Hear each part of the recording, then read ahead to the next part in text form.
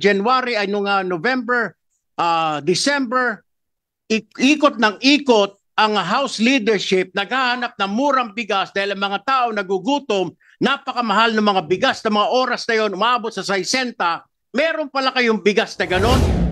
Mr. Chair, may sulat nga yung DSWD and you rejected it and then you said na wala. So we have a copy that you rejected DSWD.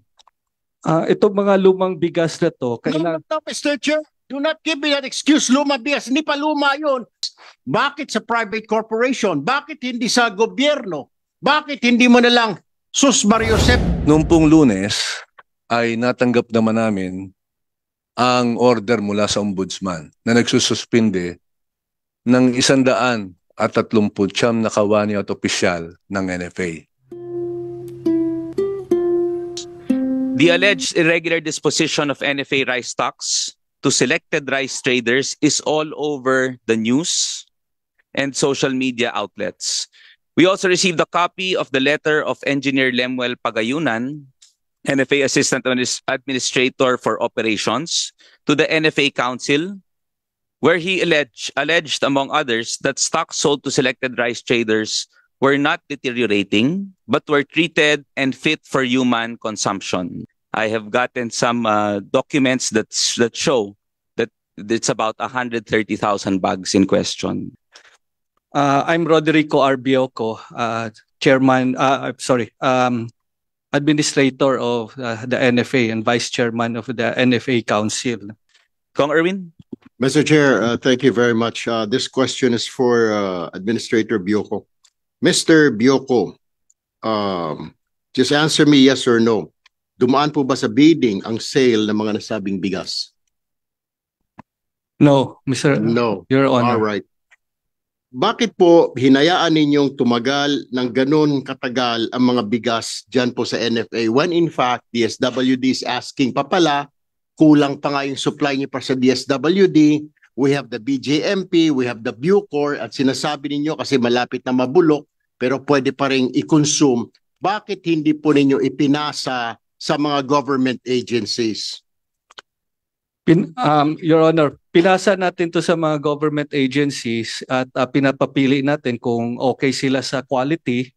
Pag hindi sila okay sa quality, no, at so especially yung mga aging stocks kasi by then ang hawak natin by July, August, mga aging stocks na yan at kahit na i-remill natin at kung hindi sila sang-ayon dun sa quality, then hindi sila bibili sa. Did you ask, Mr. Chair, did you ask DSWD? Did you ask Bucor? Did you ask BJMP or iba pang mga government agencies? Alam nyo naman na merong especially ang administrasyon, meron pong tinatawag na cash and rice distribution almost every week. Bakit hindi ninyo itinulak sa mga agencies na ito? Tinulak ko natin sa mga agencies na to, no? At kung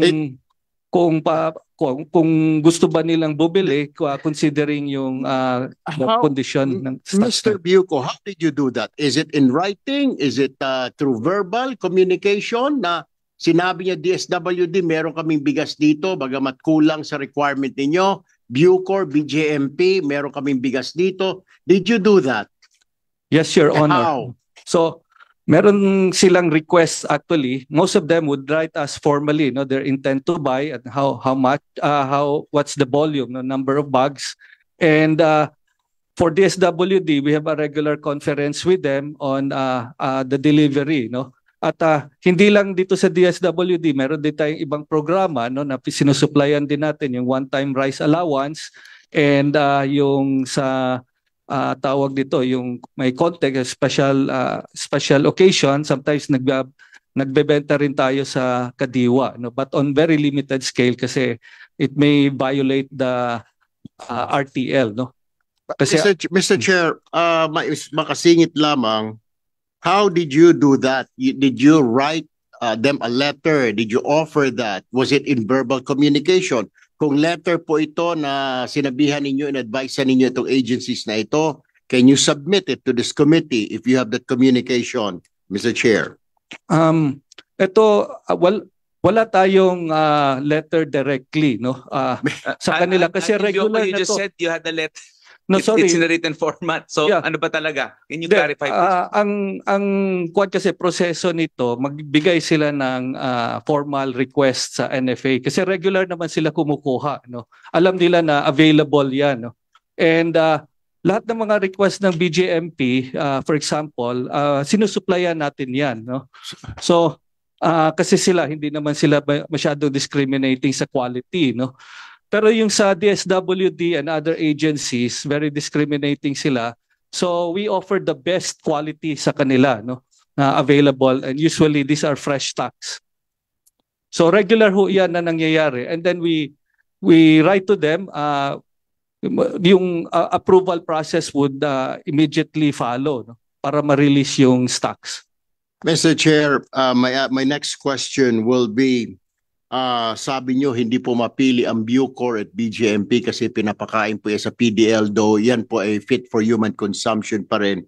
Bakit pa ninyo aantayin yung sulat nila when in fact meron kayong reserves pala dyan na tumatagal na at baka mabulok? Bakit hindi ho ninyo in-offer? Bakit pa ninyo aantayin? Sa tingin ko, Mr. Chair, may plano talagang i-hocus-pocus ito, i-mekos-mekos itong stock na ito para maibenta dito sa mga private entity or corporation, Mr. Chair. Your Honor, Mr. Chair, no, may regular ordering na yung BJMP sa atin, no, all over the Philippines, no. At tawag dito, they only order as they need, no. So bago sila, kung wala kaming stock, that's the only time that they also buy from outside. But lahat ng request nila sinusupplyan natin. Mr. Chair, may sulat nga yung DSWD na sinasabi na kailangan nila ng bigas na supply and you rejected it and then you said na wala, Mr. Chair. Meron tayong supply, Your Honor, Mr. Chair, no? At ino-offer natin yan. Ino-offer natin yung sa quality. Admin, just to clarify sa question ni Kong Erwin.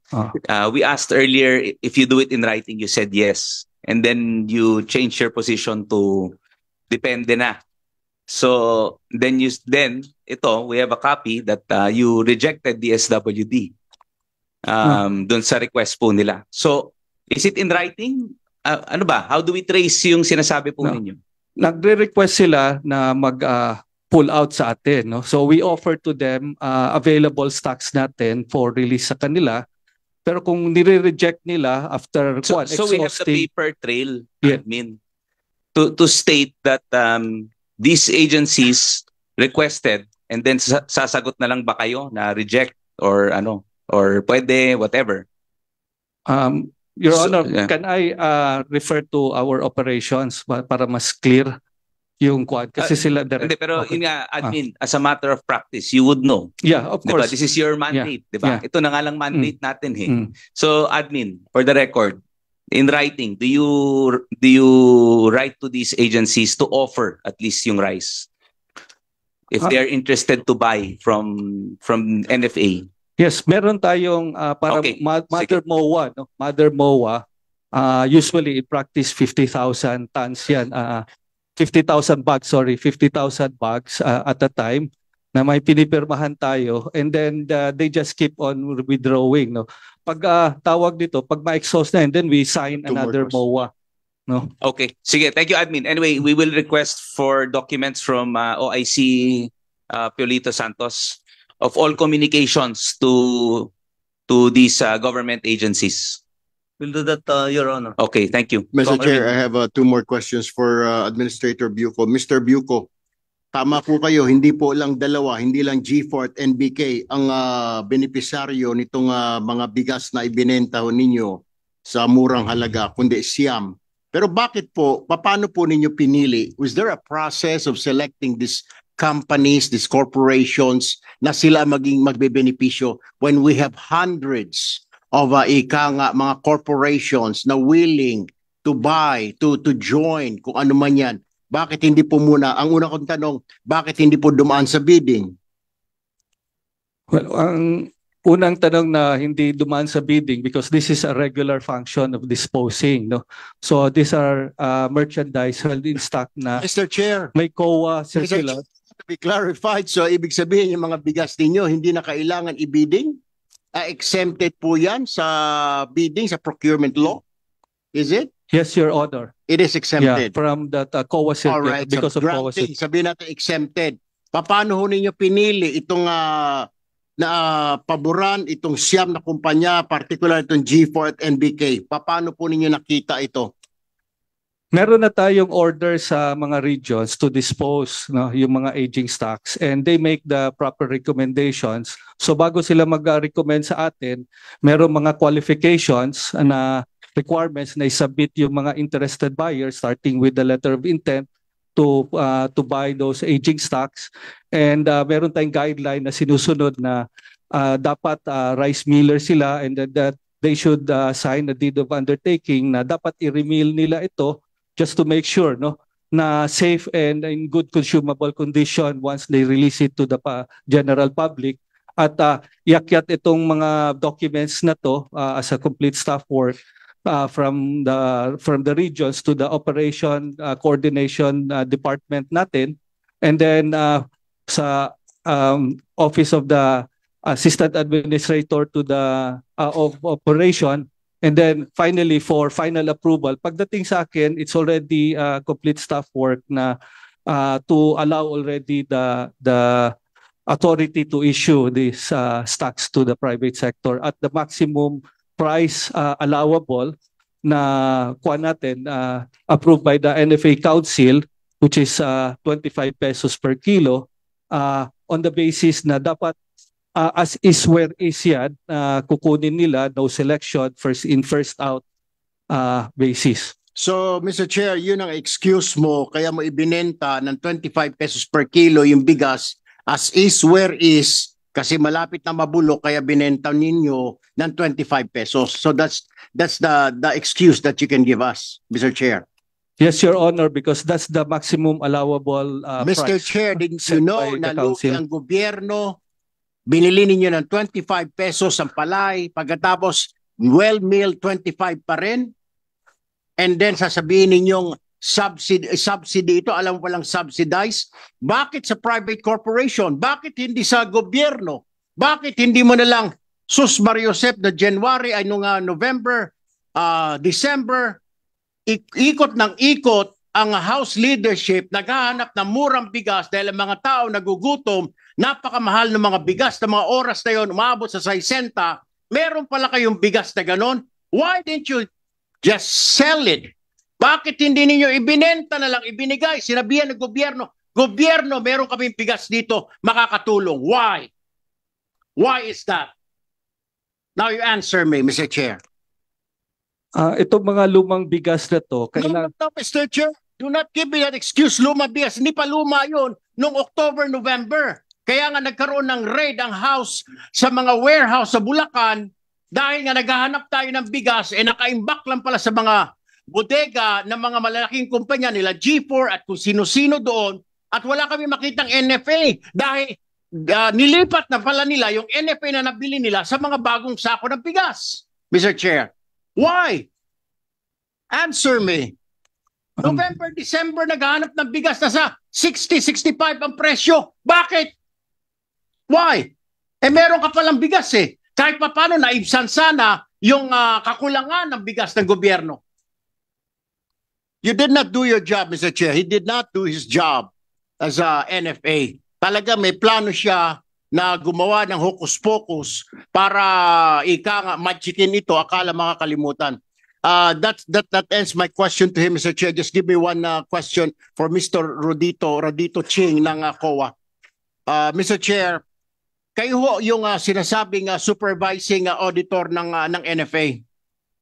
Yes, Your Honor. Bakit hindi nyo, Mr. Chair, alam ang nangyayari? Hindi nyo alam ito. Kung hindi pa nagsalita itong administration, you do not? It looks like you don't do your job, COA. Your Honor, kami po kasi central office, ang main namin is purely financial lang po kasi wala pong warehouses sa NFA na central office. Ang warehouses po kasi nasa branch offices po. So hindi po namin alam kung ano yung mga nangyayari, yung mga bentahan na ganyan. Yung supplies po kasi ng bigas nasa kanila, sila nasa NFA branch offices po, warehouses ng branch offices po, nakatago yung mga bigas. So doon po nagwi-withdraw. Hindi po namin alam So, yung mga nangyayari sa kanila Mr. po. Chair, ang pag-iimbestiga lang ninyo, pag binigyan kayo ng dokumento, hindi ninyo tinitignan kayo maghanap ng dokumento. Di ba trabaho niyo yan as COA, as a Commission on Audit, you have to look for anomalies. Hindi lang kung ano ang binibigay sa inyo. O baka po kayo tulog lang, sir, lagi. Lagi po kayo nakapikit at napiringan ang inyong mga mata. Your Honor, ang ano po kasi, ang mga regional offices po ng COA ang tumitingin dyan. Kasi may mga respective auditors po, ang branch offices ng NFA. Kaya nga, Mr. Chair, ang sinasabi ko lamang po, hindi ka ba magdududa sa 79,000 bags of rice at ito lang ang X amount lang ang pera na nakuha nila? Hindi ba kayo nagduda doon na, teka muna, 79,000 sacks ito, pagkatapos ganito lang? Parang kulang yata. We lost about over 3 million, Mr. Chair. Your Honor. One region lang po yun. Opo, Your Honor. Nalaman lang po namin na merong ganitong transaksyon nung nakatanggap nga po kami ng sulat galing kay copy furnish po kami ng So sulat. hindi po ninyo alam ang nangyayari sa loob ng NFA kung may nakatanggap. So kung habang wala po nagsusumbong sa inyo, walang nagsasabi, you're not doing your job, then hindi po kayo nakakapag-perform ng inyong trabaho bilang auditor, state auditor. Auditor po kayo, di po ba? Opo, Tama po, di po ba? Yes, Your Honor. Sabihin, pag auditor, nag-iimbestiga kayo, tama po? Yes, Your Honor. Kaya lang po, yung primary jurisdiction po ng mga bagay na yan, nasa regional offices po.